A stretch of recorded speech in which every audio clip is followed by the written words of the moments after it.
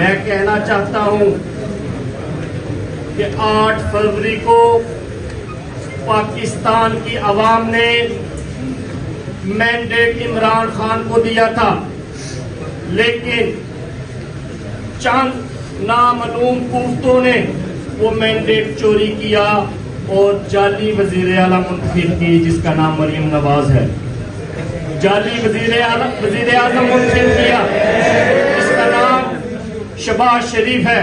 میں ان دونوں کو اپنا وزیر اعظم اور وزیر اعلیٰ قبول کرنے سے انکار کرتا ہوں۔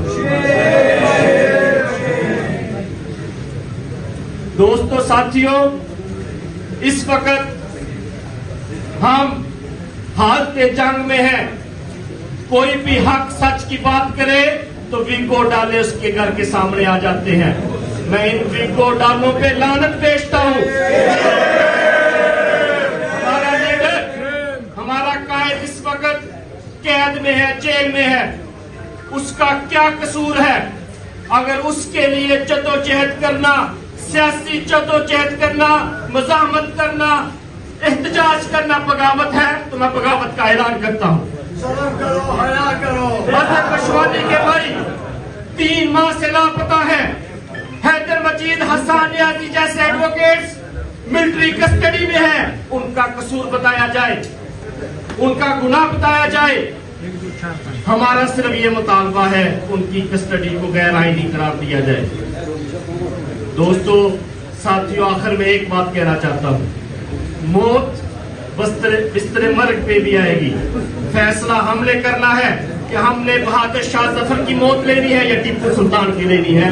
ہمارا ایک ہی نعرہ ہے، جدوجہد، آزادی یا پھر شہادت۔ آج کا جو پریس کانفرنس ہے، ہمارے چیف آرگنائزر انصاف اسٹوڈنٹ فیڈریشن اور انصاف یوتھ ونگ خالد خورشید صاحب نے آپ کے سامنے رکھی، اور یہ جو پریس کانفرنس کا مقصد ہے اس کے اوپر بھی میں بات کروں گا، اور اس سے پہلے جو ہے میں تھوڑا بیک گراؤنڈ کے بارے میں بات کروں۔ آپ کو پتہ ہے کہ رجیم چینج آپریشن 2022، اس کے بعد پاکستان تحریک انصاف نے ایک پرامن جدوجہد سٹارٹ کی، اور اس پرامن جدوجہد کے دوران مختلف مراحل آئے، جس میں قائد عمران خان صاحب کے اوپر قاتلانہ حملے ہوئے،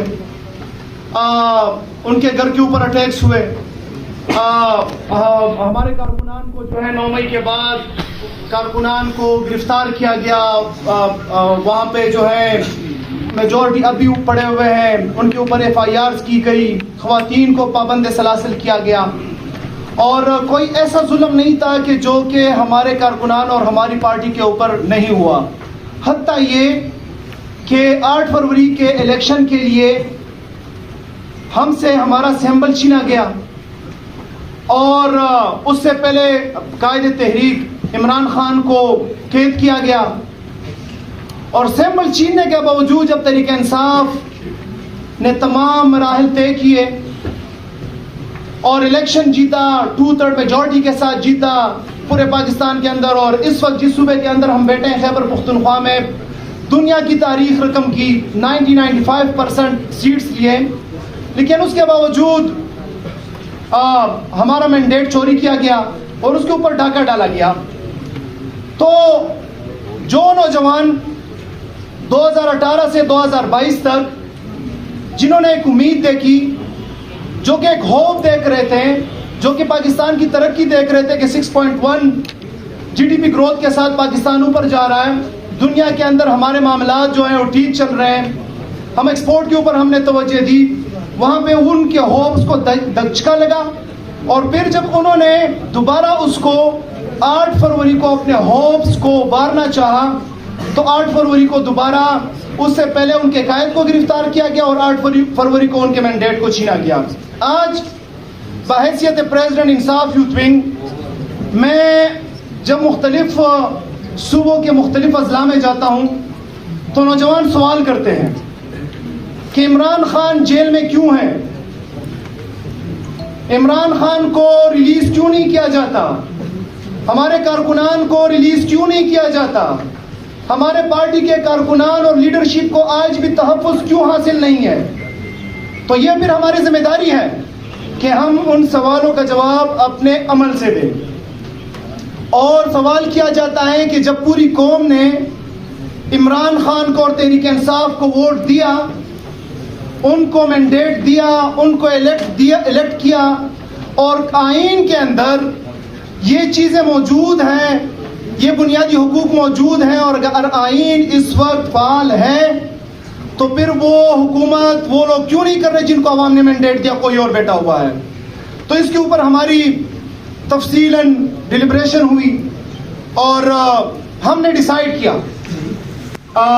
خالد خورشید صاحب جو کہ ہمارے بڑے ہیں، چیف آرگنائزر ہیں یوتھ ونگ اور آئی ایس ایف کے، ان کے ساتھ بیٹھ کے کہ ہم تاریخ دیں گے، وہ تاریخ اناؤنس کریں گے. خالد بھائی تحریک سٹارٹ کریں گے، انصاف یوتھ ونگ اور انصاف اسٹوڈنٹ فیڈریشن کے پلیٹ فارم سے ایک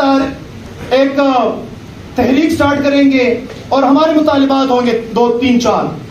نمبر 1 مطالبہ عمران خان اور دیگر بے گناہ اسیران کی رہائی، کیونکہ ہم سمجھتے ہیں کہ جس نظام انصاف کے اندر انصاف دینے والے خود خط لکھے کہ ہم صحیح طریقے سے انصاف نہیں کر پا رہے، وہاں پہ ہمیں انصاف کی کوئی توقع نہیں ہے.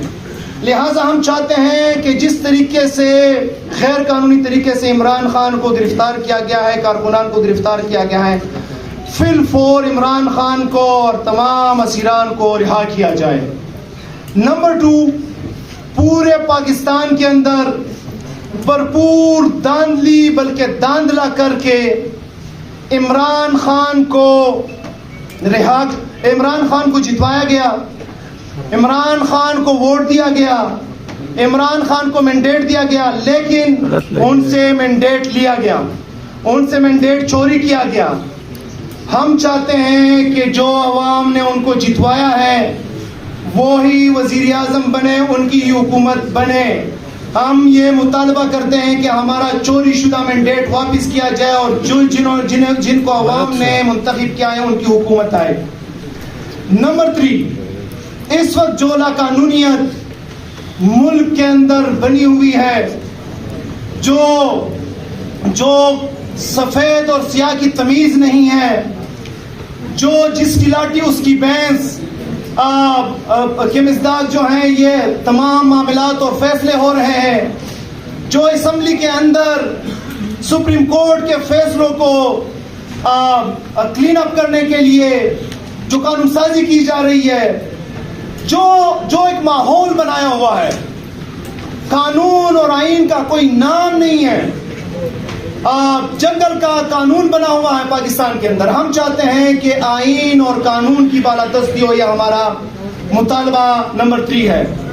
تو ہم چاہتے ہیں کہ آپ جو ہیں انشاءاللہ تعالی خالد بھائی اس کا ڈیٹ دیں گے، اور ہم جو ہے پورے پاکستان کے اندر بھرپور طریقے سے اس کے اوپر تحریک چلائیں گے. آخر میں یہ کہنا چاہتے ہیں کہ قائد عمران خان کے خلاف سازشیں ہو رہی ہے، اور ابھی جو ہے ایک ہفتے سے چیزیں چل رہی ہے کہ ان کے اوپر ملٹری کورٹ کا ہے، اور پارٹی اس کے اندر جو ہے اسلام آباد ہائی کورٹ میں بھی گئی ہوئی ہے. ہم یہ کہنا چاہتے ہیں کہ عمران خان کے پیچھے پوری قوم کھڑی ہے. پاکستان کے اندر رہنے والا ہر شخص، ہر ادارہ ہمارا اپنا ہے، اور ہم سب کو بتانا چاہتے ہیں کہ عمران خان اس قوم کے نوجوانوں کے دل کی دھڑکن ہے. عمران خان کوئی ندی کا پانی نہیں ہے کہ آپ پی کے گزر جائے اور کوئی پوچھے گا نہیں. نوجوان بالکل بھی یہ برداشت نہیں کر سکتے کہ آپ عمران خان کے خلاف سخت ایکشن لیں، غیر قانونی طور پہ، یا ان کے خلاف کوئی ایسا قدم اٹھائے. اس کی ہم بھرپور مذمت نہیں کریں گے، مزاحمت کریں گے انشاءاللہ تعالی.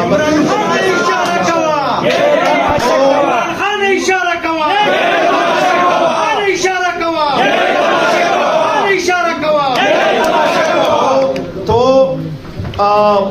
باقی جو ہیں ہمارے آئی ایس ایف کے پریزیڈنٹ وہ بھی آپ سے بات کریں گے، اور ڈیڈ لائن کے بارے میں خالد بھائی جو ہیں پھر اللہ سے آپ سے بات کریں گے. Thank you sir. شکریہ مینا.